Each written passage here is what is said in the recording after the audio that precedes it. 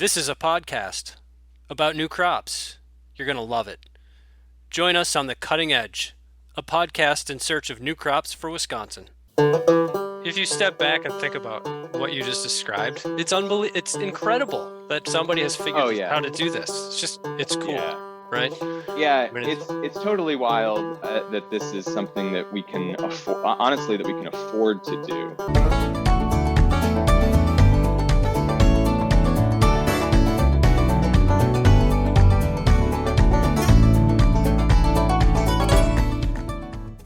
Welcome back, everyone, to the Cutting Edge Podcast. It's been way too long since our last episode, but we're back, better than ever. I'm Jason Fischbach, the Emerging Crops Outreach Specialist with UW-Madison Division of Extension, and one of the hosts of this podcast. And what better way to reboot the Cutting Edge Podcast than with an episode on hazelnuts? A lot has certainly been happening with hazelnuts, and particularly with hazelnut breeding. So I thought we'd go behind the scenes and talk to some folks carrying on this exciting work. So here we go. So let's start with a brief overview of where we're at here in the upper Midwest with hazelnut breeding. Option 1, plant varieties of European hazelnuts developed in Europe by Oregon State or most recently by Rutgers University. In general, this is not a viable option though, as this plant material isn't sufficiently winter hardy, nor is it sufficiently disease resistant, in our opinion. Now, as a hobby, sure, but I don't think we can build an industry around European cultivars. So, option 2 are endemic American hazelnuts that come from the wild in both Minnesota and Wisconsin. They are cheap and widely available from private and public sources. They are certainly winter hardy and disease resistant, but there, as of yet, are no proven varieties. And the seedlings, which is what are available, are highly variable and tend to have nuts that are too small. So option 2 isn't really an option to build an industry around. So that brings us to option 3, hybrids, which are offspring from crosses between European and American hazelnuts. Private and public breeders have been making such crosses and selling plants for more than 100 years. And in the late 90s, early 2000s, lots of growers planted these hybrids in the upper Midwest. We think nearly 200 acres in small plantings all over the place. So we here at UW and University of Minnesota, we got involved in 2007 at the request of these early adopter growers. On average, the plantings of these hybrids weren't good enough, but individual plants, or even the top 10%, were really nice plants with potential to support an industry. So we made copies of these top plants, evaluated them at multiple locations, and have since selected the top 10 or so. These are what we call the UMHGI first-gen selections, and we're doing everything we can to get them propagated and out to growers. Here's the thing though, none of these first-gen selections are perfect. Plus, if you add up the work of the private breeders to generate this material, the growers to grow it, and us to evaluate it in the replicated trials, it has taken us nearly 30 years, and who knows how much money to generate these first-gen selections. So this time and expense is why we don't have more perennial woody crops in our agricultural system, even though we desperately need them. We have to be able to generate improved plant material faster and cheaper going forward, and luckily we have some new tools to help us create this second generation of hazelnut material for growers in the upper Midwest. And helping us with this and leading the charge is Dr. Julie Dawson at the University of Wisconsin-Madison, Department of Horticulture.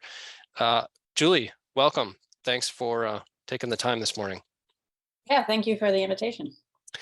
So maybe just a quick overview of what you're working on right now with the Hazelnut Project, this summer in particular.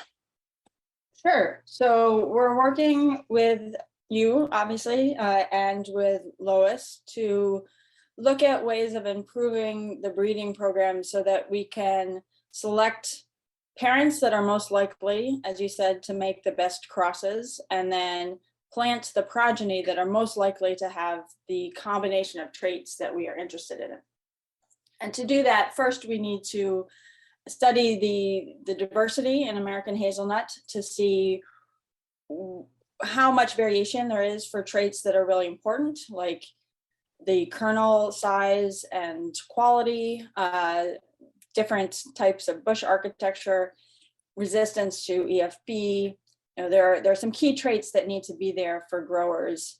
And so we want to study how much variation there is in American hazelnut for those traits, and then what we can do with genetics to predict which parents would give progeny with the best combination of those traits. And then after we work on predicting the best parents, then using genetic information to take all of the progeny, the potential progeny, and plant only the ones that are predicted to be the best in terms of the combinations of those traits. Now, anytime you use genetics to make prediction, there's a lot of room for error, and it's not a perfect prediction in any sense. But the idea is that we can understand these traits a bit better and then make decisions that are improvements on essentially planting a random sample of the progeny, which is what you have to do if you don't have any genetic information.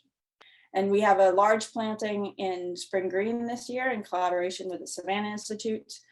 And the idea with that is we've made a lot of different crosses between the best the best current hazelnut clones that Lois and Jason have been working on for many years. And we want to study the inheritance of the traits that are really important in order to build these statistical models linking the genetics of each bush to the phenotype that you actually see, so that we can make predictions going forward. And hopefully it won't necessarily shorten the time so much, but it should increase the probability that we get that really good bush that has the best combination of everything. So let's take a little deeper dive. What do you mean by genetic information? Like, what specifically are you able to measure or quantify or understand when it comes to genetics? Yeah, so the technology for genotyping has advanced to the point where it's relatively inexpensive to get a lot of different, what we call markers, along the genome of each bush. And so we might have 150,000 sites or so where bush one might differ from all of the other bushes in the population. Now, it won't differ at all of those sites, but each bush has a different combination. And so by using that information, we can essentially calculate how related each bush is to every other bush in the population.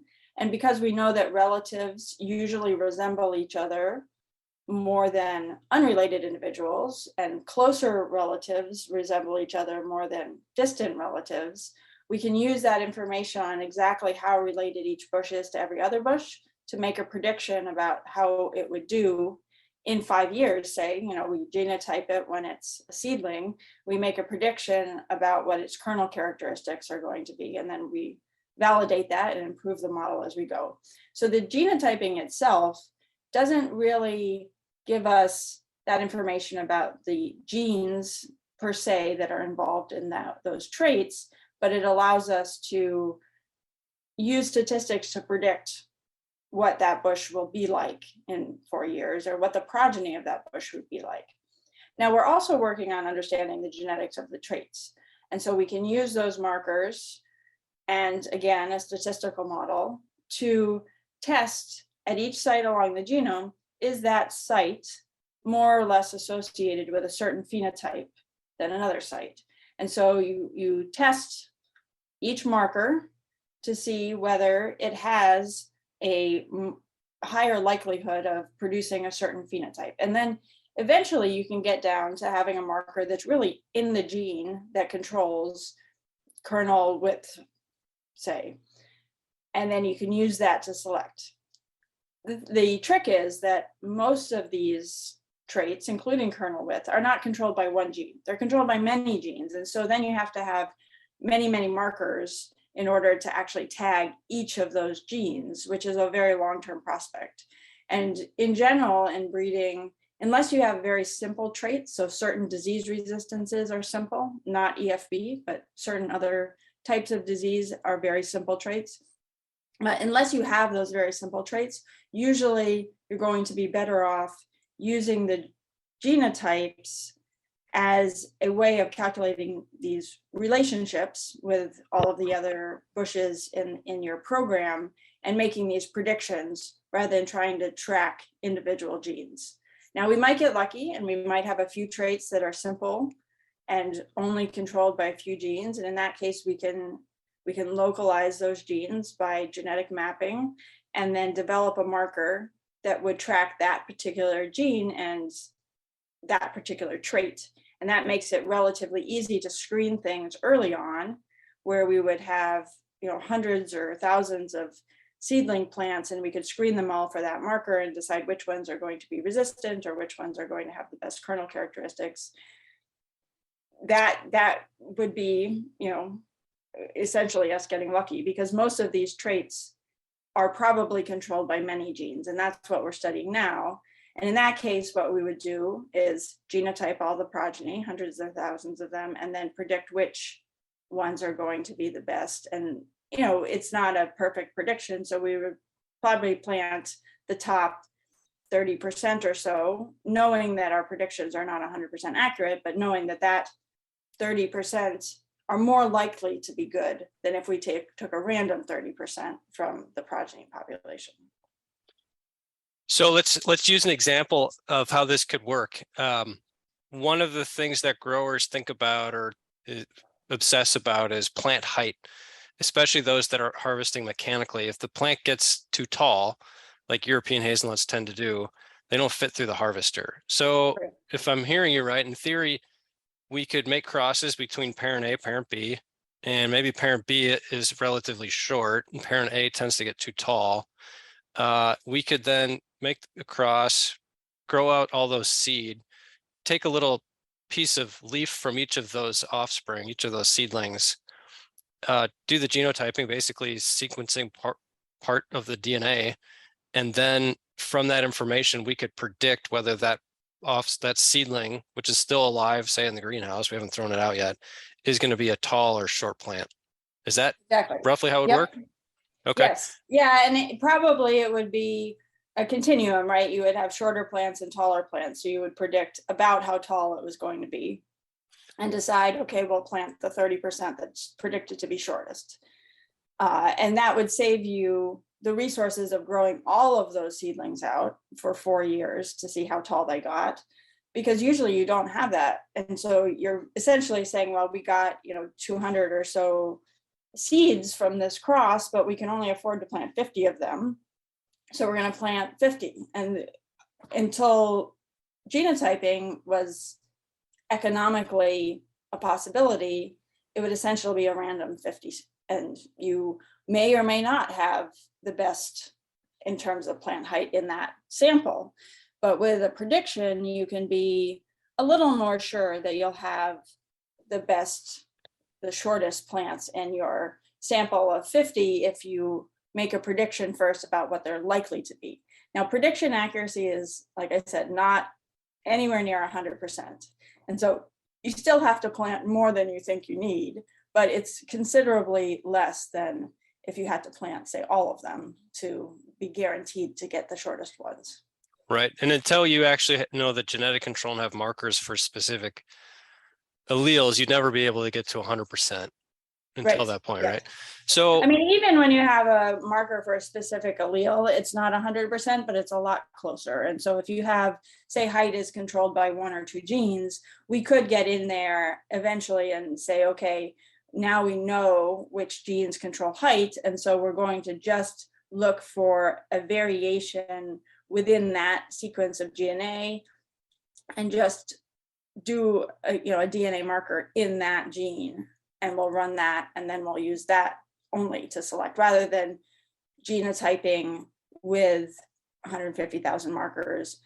We're likely to not need that many markers in the long term, and that will lower the cost. So the goal with what we're doing now is to understand the genetics of these traits, whether they're controlled by many genes or a few genes, and then look at how many markers and what genotyping platform we actually need to be able to make good predictions, so that we can get the cost down to something that's reasonable to use in a breeding program on a routine basis, rather than something that is essentially a research project that is going to cost a lot more because we're just laying the groundwork for understanding the genetics. So the work that you've been able to do to date, are you able to make these predictions for any traits yet, or how far away to being able to do that are we? Yeah, we're pretty close, I think, to be able to make some predictions. So we have genotyped a population of American hazelnuts that was collected by the DNR and grown in one site that's quite diverse. And so we'll be able to kind of understand the genetic control of some of these traits in American hazelnut. And that by that, I mean, is it controlled by a few genes? Is it controlled by a lot of genes? That same population, we've taken data on kernel quality characteristics and on height and on some of the bush size things that are important. We also have genotyped some crosses between European and American hazelnuts. And so we'll be able to look at whether things are different in that type of population than in pure American hazelnut.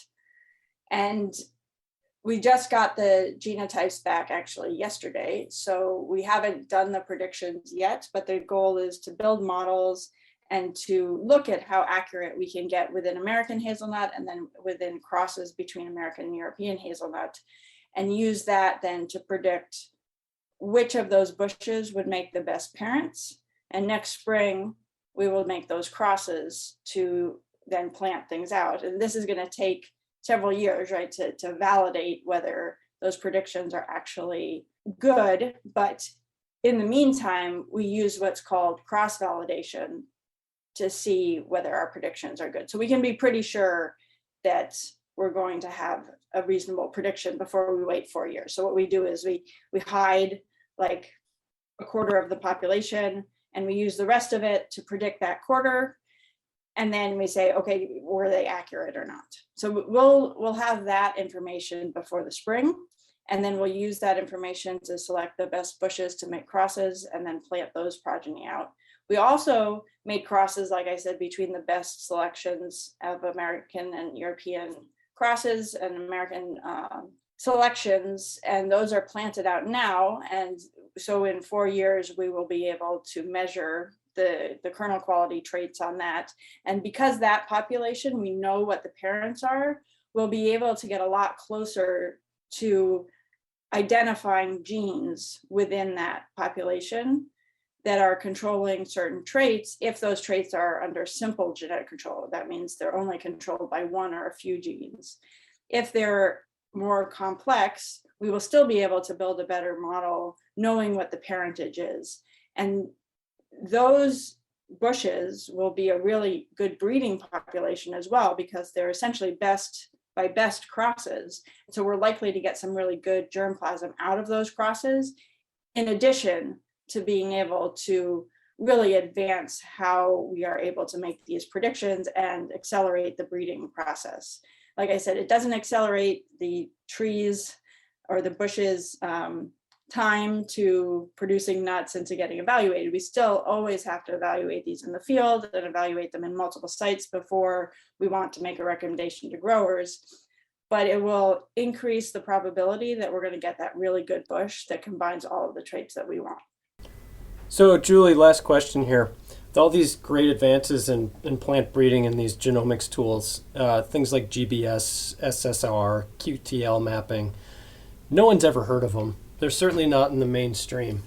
But one thing has kind of made to the media, and that's CRISPR. Are you doing CRISPR? Are you wanting to do CRISPR? Is it possible to use CRISPR for hazelnuts? What is CRISPR?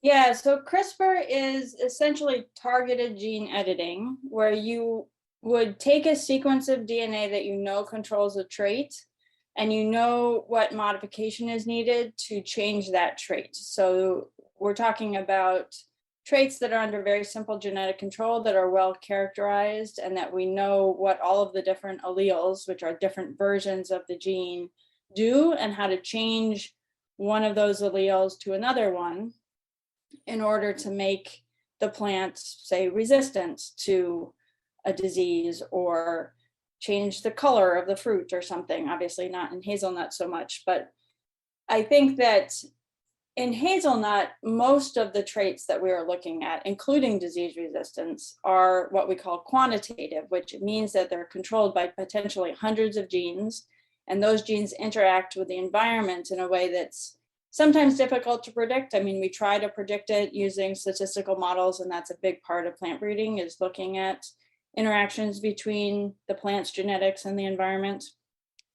But if you're looking at hundreds of genes and their interactions with the environment, it's very difficult to make a single change that has a big difference, that makes a big difference in the phenotype that you're eventually looking at.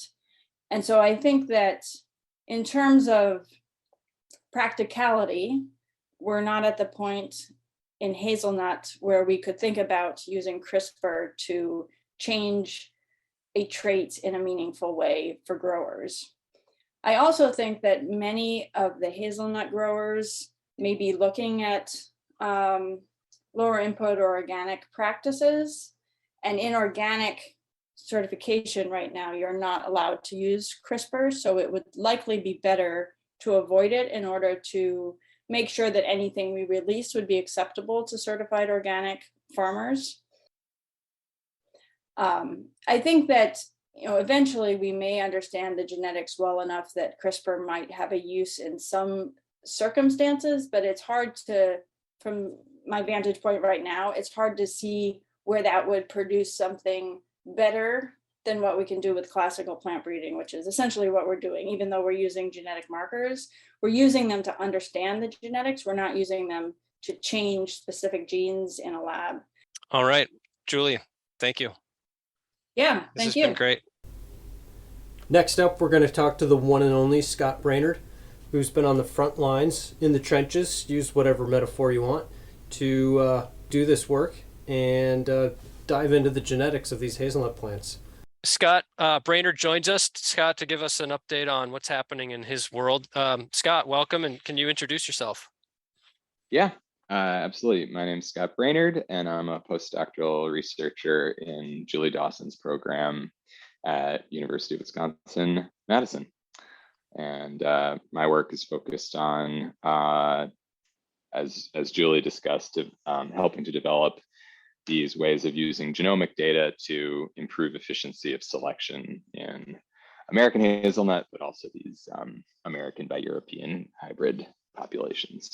Okay, so tell us exactly what plants you're working with. Where are they? What are they? How many are there? Yeah, so we are studying, we were mostly focused on 3 populations, and this is somewhat of a historical necessity, or these are the populations that are mature and bearing, and so they're the ones we have to work with. We're also planting a whole slew of new seedlings that will be kind of designed exactly for these experiments, but of course they're just 1 year old right now. So the seedlings and hazelnuts that we're studying right now were not explicitly designed for these experiments, but they work pretty well nonetheless. So first off is planting done in outside of Stoughton, Wisconsin, which is just 30 minutes south of Madison. Those are what we call F1s, mostly or significantly composed of a controlled cross that Mark Shepard made. And then a farmer bought several hundred together with you, Jason, put in that planting. And so that's a very interesting population. It also includes some just Corylus americana Czech varieties. And so that's about 300 or so plants. And then the next one that we're looking at is a planting of about 600 plants in Barneveld, Wisconsin. So that's like 45 minutes west of Madison, still in getting into the driftless, but still southern Wisconsin. And those were planted by a landowner who just got plants from the Wisconsin DNR. And we've been treating that as most likely wild-ish Corylus americana. So not the product of any sort of intentional breeding with other Corylus species. Certainly because there has been a lot of that effort in Wisconsin, there may be some sort of contribution, but more of a sort of representation of like wild Americana. Again, not deliberately gone out and sourced from the wild, just seed bought from the DNR, but that's approximating a sampling from the wild. And then the last population, it's actually three, again, full SIB populations that are in Minnesota, in Rosemount. And those were crosses that Lois Braun made a number of years ago using pollen from Oregon State University. So those are true like 50-50 hybrids between upper Midwest adapted material crossed with just Corylus avellana. So those are three somewhat distinct populations, and just in terms of how they were definitely designed and grown and their location. And now we have phenotyped and genotyped them and are starting to look more closely at what we can learn about the genetic control of key traits in those populations, depending on some of these characteristics that I just mentioned. So phenotyping, I know I do a lot of that. Go out there in the field and measure stuff to understand what that plant looks like, how much it produces for a kernel, what the kernel size is, blah, blah, blah. Genotyping, what do you mean? Do you mean like you're actually unraveling all the DNA and reading every nucleotide, or are you just reading small portions of it, or what have you been doing when you talk about genotyping? Yeah, so genotyping can mean a lot of different things. It's really just a term that it's sort of, if you think about it as a correlate of phenotyping, where you are measuring the performance of some sort of trait, genotyping is measuring something or detecting something about genotypic variation. And depending on the technology used, it can mean actually very, very different things. The method that we're using is one that's become really common in plant breeding because it's cheap and gets us everything we need to do quantitative genetics. So the method is basically broken down into 3 steps. We first we extract the DNA and cut it up with an enzyme that's slices it into small little pieces. Wait, extract the DNA, you mean you go out in the field, collect a leaf or something, and then... Yep. Yeah, exactly. So we go out in springtime when the leaves are just emerging and they're young. And that means that, there's a couple things that are good about that. One is that there's a lot of cells in a small area. So the sort of concentration of DNA per unit mass of leaf tissue is really high. And then also, because that tissue is young, it hasn't built up a high concentration of secondary metabolites and lignin, things that would get in the way of trying to extract and purify the genomic DNA. So we take little leaf hole punches and then we freeze dry them and then we crush them up. And then we use different extraction reagents that basically break down the cell walls and specifically draw out the genomic DNA that was in the nucleus. So how do you know you're not getting, because there's all kinds of stuff living on or in that leaf, right? Bacteria, fungi, maybe you've got an insect in the sample or something. How do you know the DNA you've extracted is actually the hazelnut DNA? What we're getting is overwhelmingly hazelnut DNA, even if there's a few other things sort of in that mix. That there's a part of the process where we amplify the limited amount of DNA that we can get out of the leaves, and that's going to preferentially amplify things that are of highest concentration in the starting material. And so if you have a little bit of contamination in 1 or 2 samples, it's just kind of statistically unlikely that that will be represented at a high enough level in the final prep where it would be detected on the sequencer. You've done this genotyping, and I hear you just got a slug of data back. So right. What is that, like, what data did you get back? Just long sequences of A's and G's and T's, and you have to make sense of that, or what happens now? Right. So step 1 is I guess maybe generally like that kind of sampling in the field, getting into the lab, getting the DNA out and cleaned up. Step 2 is putting that onto a machine, a sequencing machine. We use one that's made by a company called Illumina. And what happens there is these little short segments of DNA that were cut up by the enzyme that we subjected the DNA to, is attached to what's called a flow cell. It's basically a small piece of glass, and then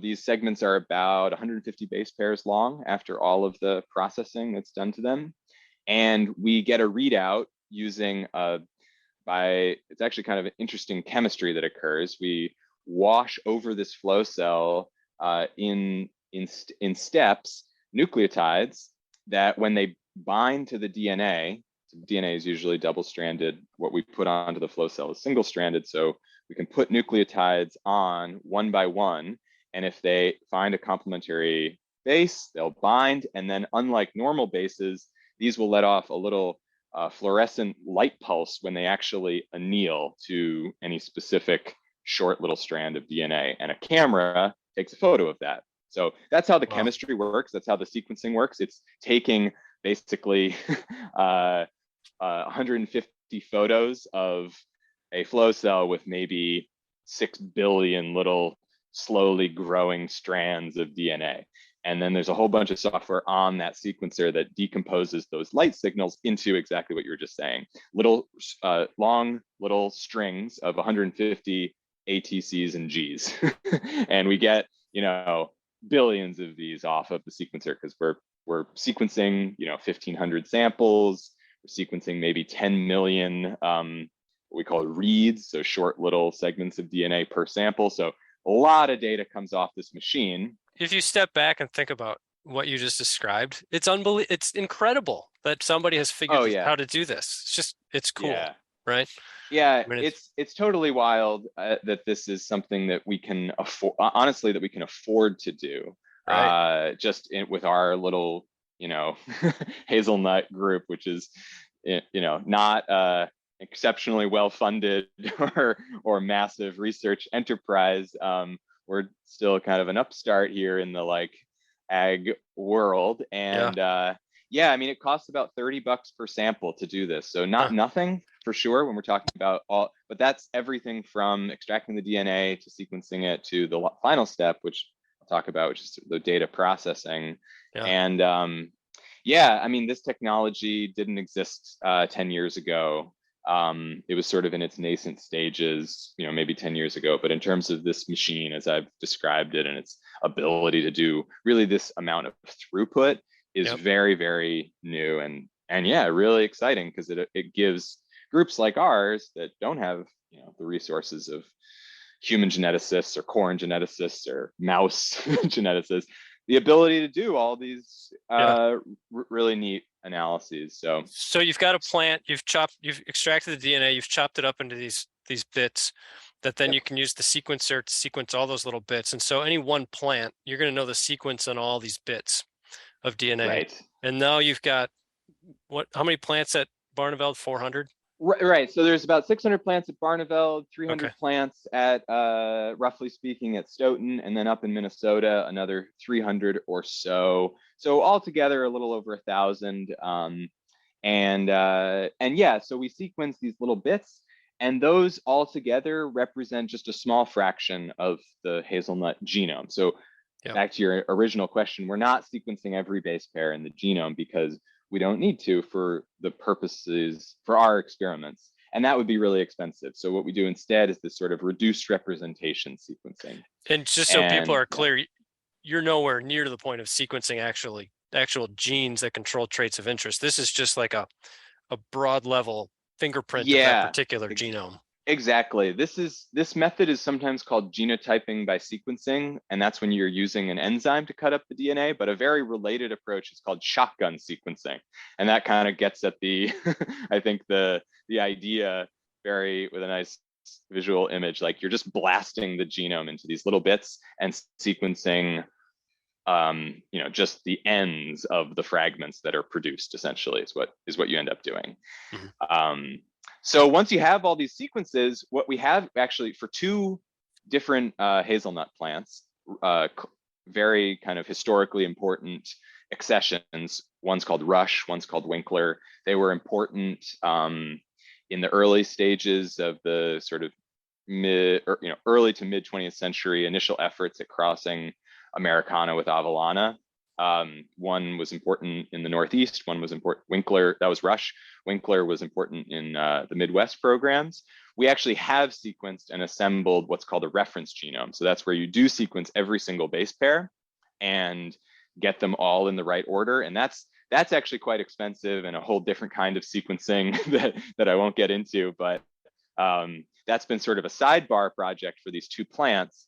And what we can then do now that we have all of the chromosomes in hazelnut assembled and every base pair, not every, but a lot of them assembled, we can then align these little, what are called short reads, so these 150 base pair sort of snippets, to the reference genome using some fancy, some very big computers and some fancy software. We can basically figure out where each 150 long character string should fit into this 350 million long character string that is the entire hazelnut genome. And that might tell you in like which arm of which chromosome kind of thing. It'll give you the exact, well, not only that, it'll tell you exactly where on any given chromosome so you don't know going into it, like you sequence 150 base pairs, but which 150 base pairs did you end up sequencing? Well, this alignment process allows you to take all of these reads from all of these individuals and stack them up against each other so they're all sort of in phase. And that part is called alignment. And then the next part so this is sort of step 3 of genotyping, where you're actually trying to look for, and this is what's kind of critical to this analyses that we're doing, is you look for variance across individuals. So step 1 is to align all of these short reads. And then you look at any given base pair position to see if there are some individuals that say at base pair position 1,602,000 on chromosome 3 have an A, and others have a C. And that kind of a variant is called the single nucleotide polymorphism, often abbreviated SNP. And those are also a class of what's called a marker. So a molecular marker or a genetic marker. And those are the sort of bread and butter of the analyses that we're doing, because we go from the whole genome down to the little fraction of it that we end up sequencing, down to maybe 100,000 or 150,000 SNPs scattered evenly, but probably 40 to 50,000 base pairs in between them across the whole genome. So it's another kind of reduced representation step where we're going from the whole genome down to this very limited set of markers that are informative from the perspective of determining how two plants differ from each other. We don't really care about all the bases that all hazelnuts share in common. We want to look for the sites that are variable. Right. So now you've got a plant with do you call it like a SNP profile? Like it has a unique fingerprint, if you will? Yeah, all those are great words for it. A genetic fingerprint. You can also just call it a gene, like it's a little bit confusing. Like a genotype can be a genotype at a specific position, but if you have all 150,000 of them, you could also call that the genotype of that plant. Got it. And yeah, that's what you end up using. So then the hope is that a particular SNP profile is correlated with a particular trait in the plant, a phenotype of the plant. So maybe all the plants in Barneveld that have nuts larger than, say, 0.5 grams all tend to have this SNP profile, and anything smaller has that SNP profile. Yeah, exactly. So ultimately the goal or the hope? That's exactly it. So once you have the genotype, you want to, in some way, and you just sort of suggested one way of correlating that variation in genotype with variation in phenotype, because that's the ultimate goal, is that we want to be able to use the genotype to do selection instead of the phenotype, because the phenotype is really hard to get, right? You have to plant the plant in the field, you have to keep it alive for years and years, then you have to go and harvest it and measure it and do all this work. The genotype, in principle, you can, at day 1, when it sends out its first leaf in the greenhouse, take a little snippet take a little leaf hole punch a few weeks later, have the genotype. And if you knew what these SNPs meant in terms of their impact on phenotype, Well, that could really speed things up a lot and be way cheaper. So there's a few ways of doing that. One is to not use the whole, so you use the whole profile, but one method for trying to find these correlations is what's called association analysis. And you literally just look for variation in the genotype that where all individuals that say have a specific allele at a specific SNP, so an A or a T or a C or a G, also have, say, really large kernels. And then you can say, okay, this isn't necessarily like the gene for kernel size, but this marker is what we call linked probably to a gene. So it's in the vicinity of a gene, or maybe it is actually in a gene itself. We don't know just from this analysis, but we do know that we could look at this specific position in the genome and say, on average, plants that have this will have kernels that are 0.5 grams heavier, something like that. Another thing we can do, which is sort of the method that you were mentioning, is use the whole SNP profile, the whole genotype. And what we do there is we use this entire genotype to look at how related different plants are. And we use essentially the relatedness between plants that we have phenotypes for and plants that we don't have phenotypes for to predict the performance of the plants we don't have phenotypes for, with the sort of basic idea that plants that are closely related will have similar phenotypes. So in the latter case, that's often called genomic prediction, where we're not actually like finding specific causal alleles. We're just predicting performance on the basis of all the genotype information we have. The other approach, association analysis, we associate specific SNPs with phenotypic variation. But the overarching goal is kind of the same. We're trying to be able to do selection on the basis of these genotypes because they're cheaper, they're faster, and just way easier to deal with. Yeah. So the couple other applications, right, is you can use this. Let's say we have a clone and we made a bunch of copies. Oh no, we made a mistake. We lost a tag or a label, right? So, and now somebody went and took that plant and made 10,000 copies of it. Right. Now we better know that plant, right? So can you use this to know if it's, say, 8.76?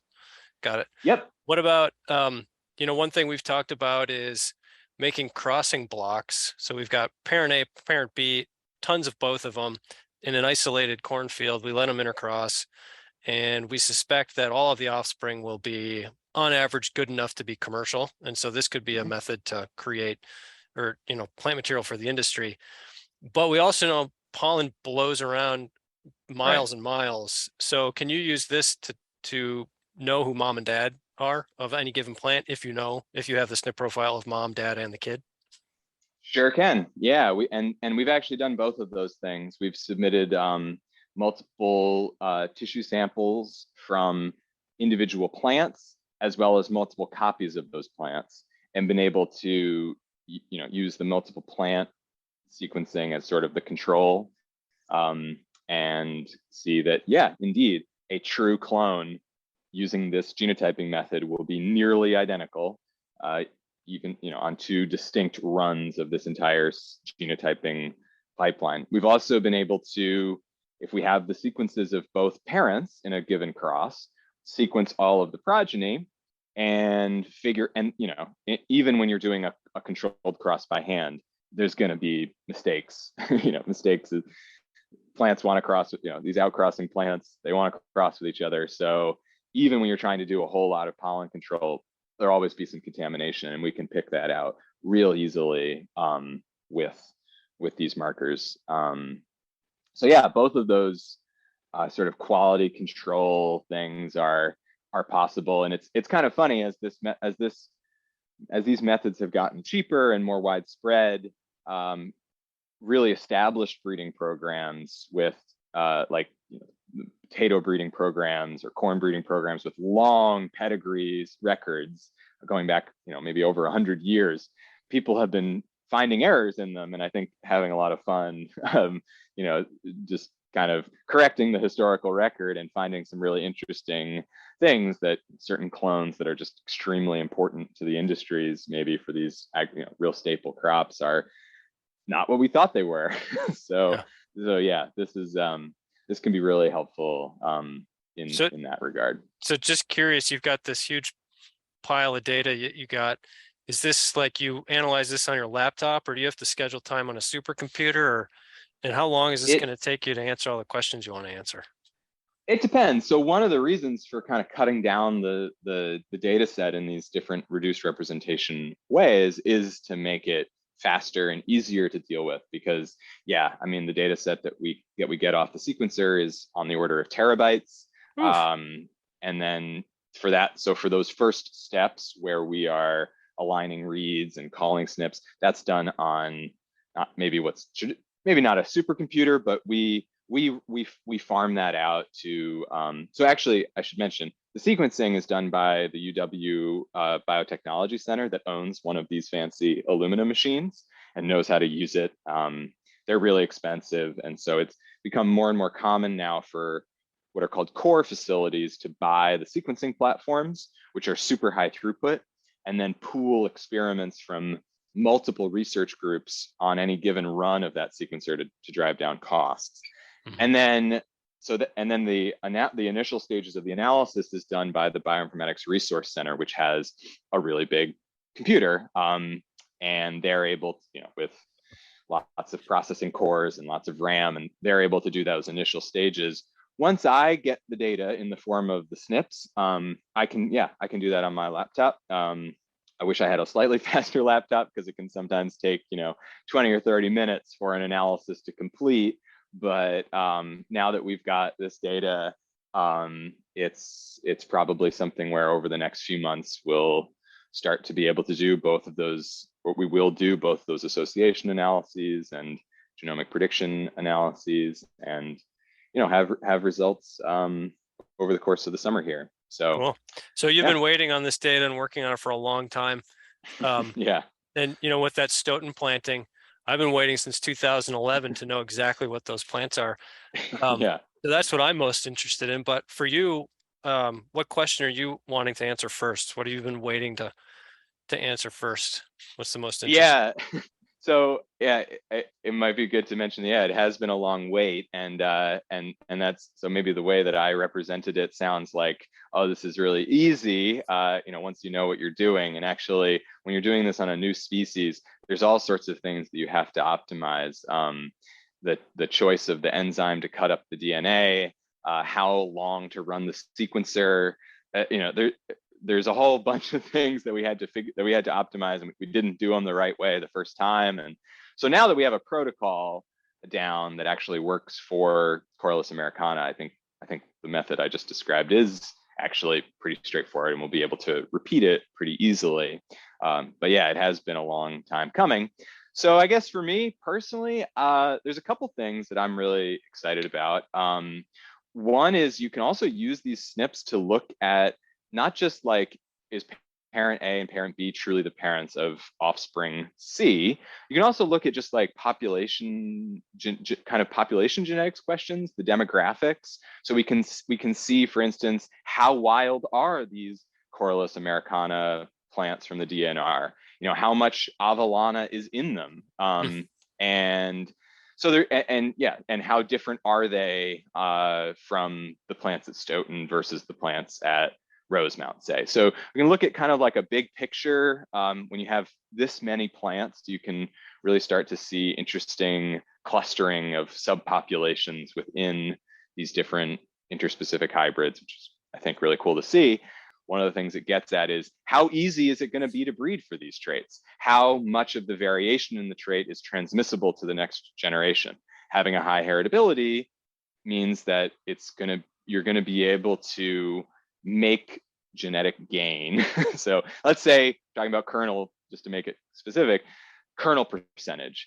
If kernel percentage has a really high heritability, then when we make crosses and select for kernel percentage, we'll be able to improve kernel percentage by a lot with every generation that we make selection. And these analyses that we're doing will not only give us like specific positions of specific SNPs that are associated with variation in the trait. They'll also tell us how easy it's going to be to continue to make improvement for these traits. And that's what I'm really excited about, because we don't know right now. We know that there's a lot of variation for these traits, but we have no idea how hard it's going to be, to improve certain aspects of these hybrids that we know need work. We know that Corylus americana needs like a higher nut quality to be competitive, or we would like it to.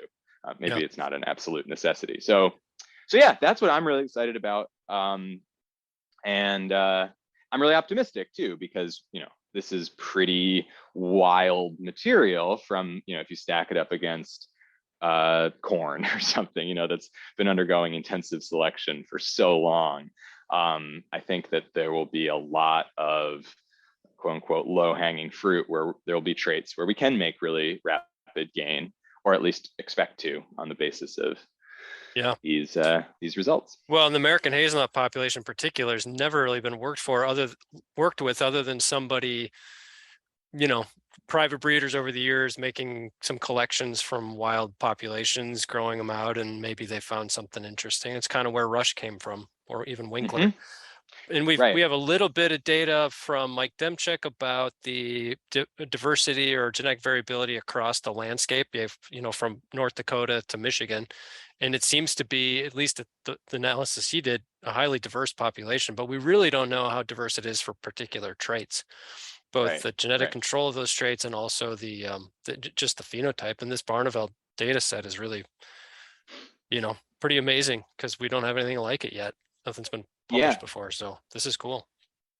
Yeah, no, it's definitely the first, and it's been a lot of work.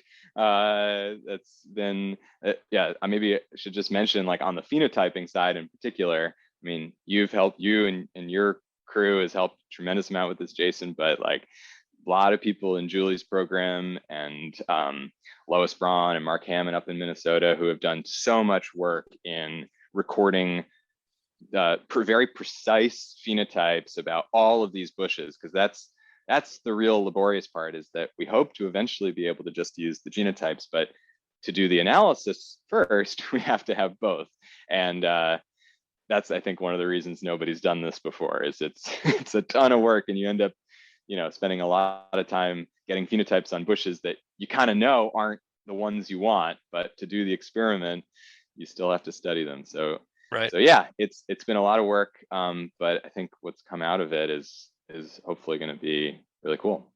So what do you think? September, we can have you back on and you can tell us what you've learned? Yeah, definitely. Well, there's a big, I have a deadline, which is September 5th. There's the 10th International Hazelnut Congress happening in Oregon, and I'm very hopeful to have something to present there. So there'll be some preliminary results, I'd say, by September for sure. And then, I mean, my kind of like personal goal is to have some really final results ready over the winter, so that come next spring, hopefully already these experiments can start to inform the decisions that are made with Lois, making new crosses in Minnesota, or anybody who's got a sort of family of seedlings trying to decide, hey, which ones of these am I going to put out in the field? I only have so much. This is where the resource allocation question comes in. You can make a lot more seedlings than you have space to grow, and these methods, aren't a replacement for traditional breeding, but they can help you make those sort of resource allocation decisions in a way that hopefully maximizes the chances that you put really great plants into the field. I mean, for $30, if I had even a clue of what that plant might do or be, for $30 at the seedling stage, I would gladly pay that. You'd pay it? Yeah, that's the idea, is that it's not nothing, but it's a lot cheaper than growing a plant to maturity. It's kind of a drop in the bucket at that point, when you start thinking about 10, 12 years of keeping these plants alive. So hopefully this fall and winter, we will be able to start doing something useful for people. Good. Well, Scott, thank you. This has been great. A lot going on, exciting times. and I'm glad I could check in with you today.